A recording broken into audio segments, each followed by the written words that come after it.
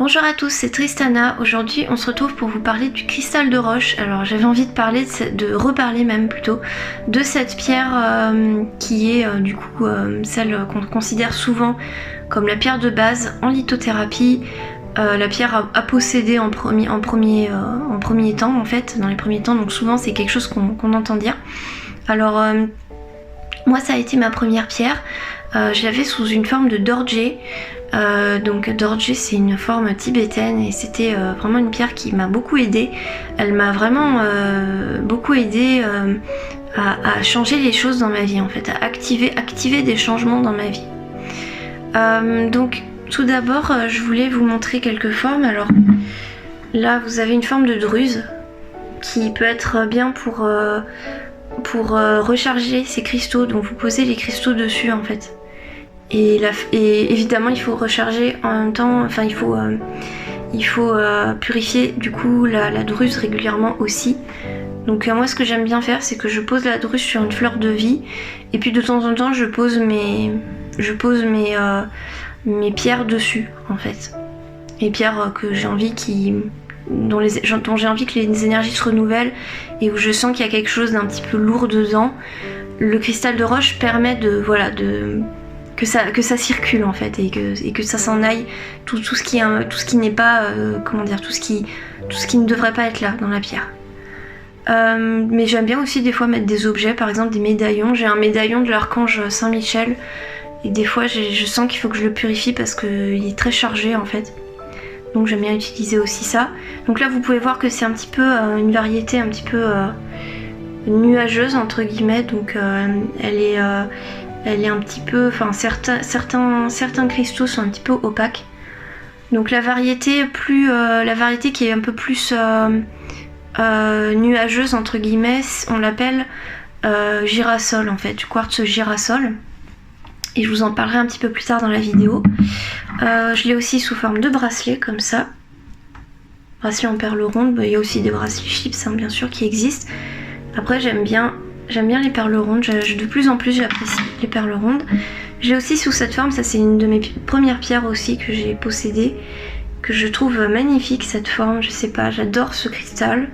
Alors il n'est pas naturel, hein, c'est taillé, mais je l'adore quand même, très clair. Et puis j'ai une pointe qui est magnifique aussi, voilà. Et du coup elle a un peu des nuages en bas. Alors tout d'abord, le quartz c'est une pierre qui fait circuler les énergies du corps. Ça c'est vraiment quelque chose je pense qu'on peut tous ressentir quand on le prend en main. Il y a vraiment une respiration quoi. C'est vraiment une pierre qui fait respirer le corps, les énergies. Donc par exemple si vous êtes dans un endroit avec des énergies qui stagnent ou avec des tensions, par exemple si vous avez une dispute récemment, si vous êtes dans un endroit pas bien, voilà, il y a des conflits, des tensions, mettre un cristal de roche là ou porter un cristal de roche sur soi va vous permettre de passer à autre chose en fait. C'est vraiment une pierre qui nous aide à passer à autre chose, à avancer, faire sa vie, voilà. Et du coup ça peut être une pierre qui est bien pour les gens rancuniers. Je pense à ça du coup. Tout de suite là, je me dis ça peut être bien pour les gens qui sont rancuniers parce que ça permet de passer à autre chose et de renouveler les choses.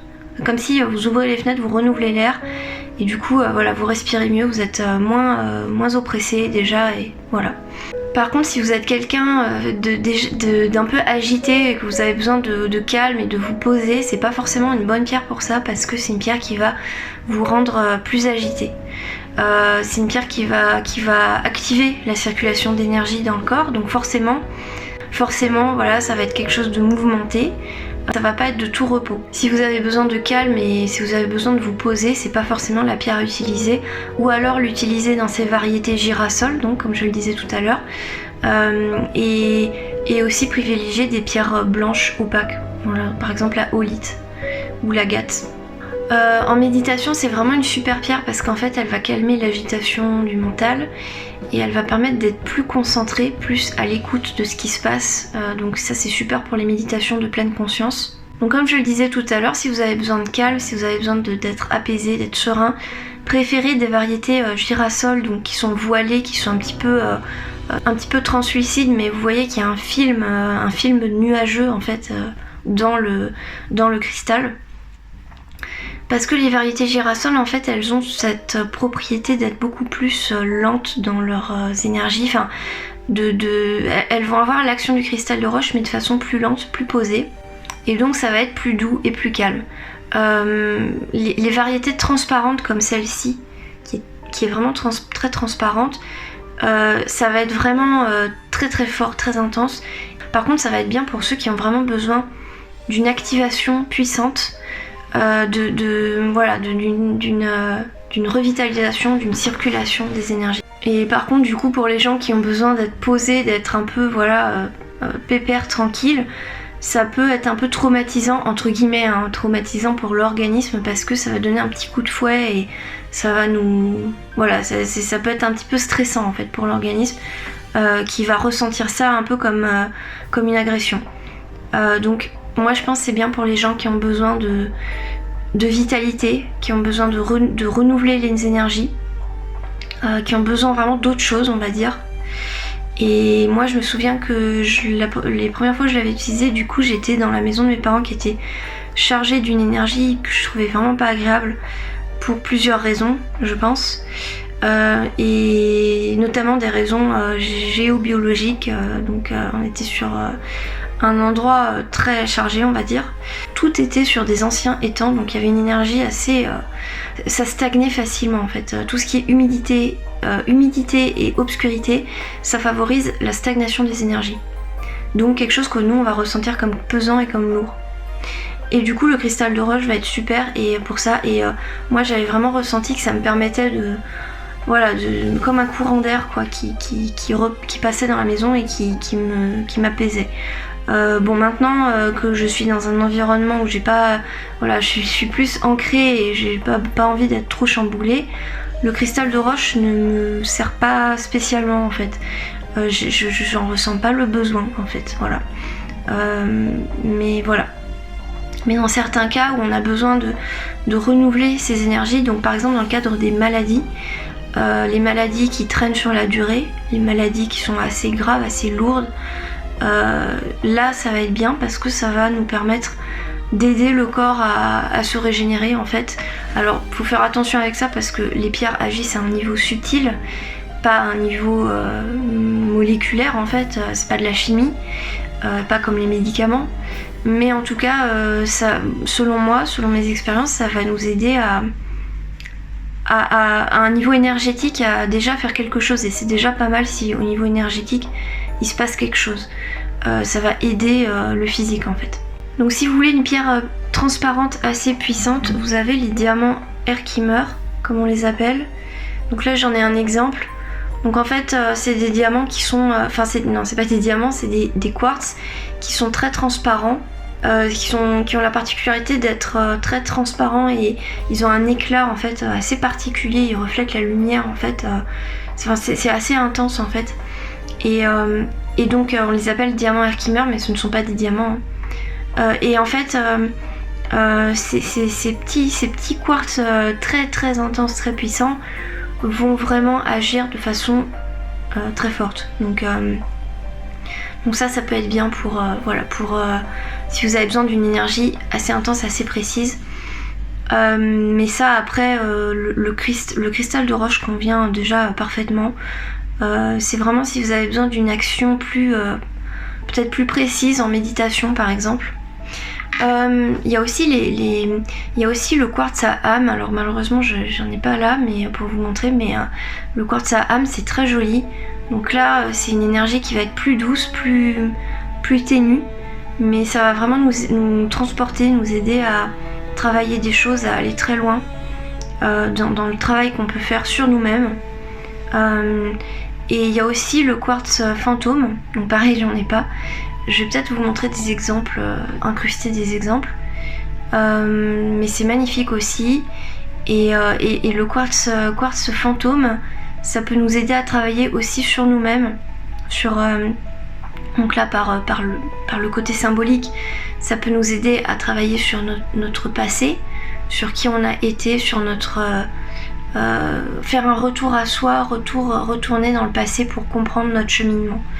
Et travailler sur notre âme aussi, travailler sur le chemin de notre âme en fait, le cheminement qu'on a fait et ce qui nous a conduit à être là où on est aujourd'hui. Donc pour résumer, plus la variété sera transparente, plus l'action va être précise et impactante. Donc c'est mieux pour les gens qui ont besoin de quelque chose qui va vraiment les relancer en leur donnant une forte impulsion. Donc comme je le disais tout à l'heure, c'est aussi une pierre qui va permettre d'alléger les énergies lourdes. Donc par exemple en cas de maladie, de rumination mentale, de dépression aussi. Je pense qu'elle peut aider à la dépression. Ça dépend les personnes, hein, parce qu'il y en a, je pense que ça va les stresser, parce que voilà. La dépression, il y a aussi cette idée de culpabilisation parce qu'on fait rien, etc. Donc bon, je pense que ça dépend des gens, mais je pense que si vous êtes dans ce cas-là, le cristal de roche, ça peut être intéressant à tester. Peut-être ça peut vous relancer, ça peut redonner un nouveau départ d'un coup. En tout cas, moi j'ai ressenti ça avec le cristal de roche, ça amène à un nouveau souffle. Et du coup, ça permet d'alléger les énergies. Donc tout ce qui va être énergie lourde que l'on garde en soi, que l'on voilà, qui se cristallise en nous, ça va permettre de les évacuer, de les faire partir du corps en fait. Par contre, du coup, ça peut être une pierre qui peut être un peu fatigante parce qu'il y a une déperdition d'énergie. Donc c'est pour ça, enfin, une déperdition d'énergie, comment dire, c'est plutôt qu'on va avoir la sensation que nos énergies nous échappent en fait. Si on est quelqu'un qui a tendance à s'accrocher à ses énergies, s'accrocher à... là encore, les gens qui font des ruminations mentales, les gens qui sont rancuniers aussi, si on a tendance à s'accrocher, ça peut être assez déroutant d'un coup que les choses se fluidifient en fait et s'évaporent. Donc ça peut être stressant.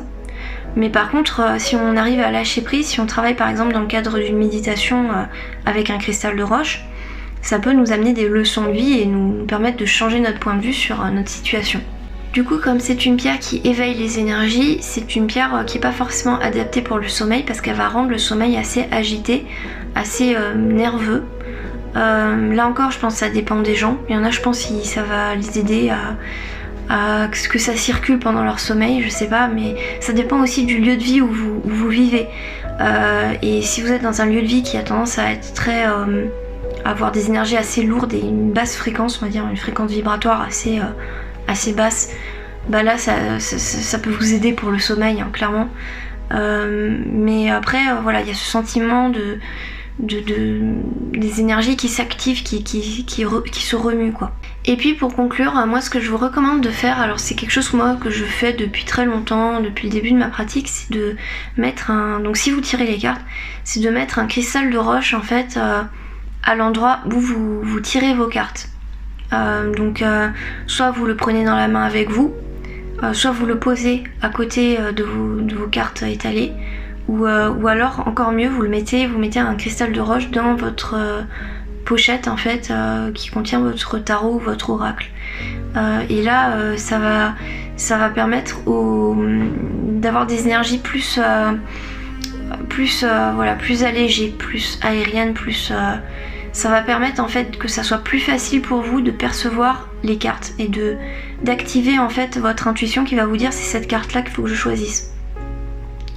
Tout va se faire un petit peu du tac au tac en fait. Tout va se faire assez vite si vous mettez un cristal de roche.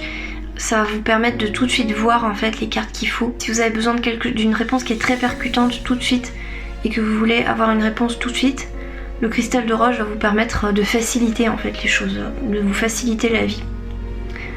Donc voilà, c'est tout ce dont je voulais vous parler. Alors j'espère que ça vous aura plu. Je vais vous remontrer la pointe, voilà, qui est super belle. Je l'adore.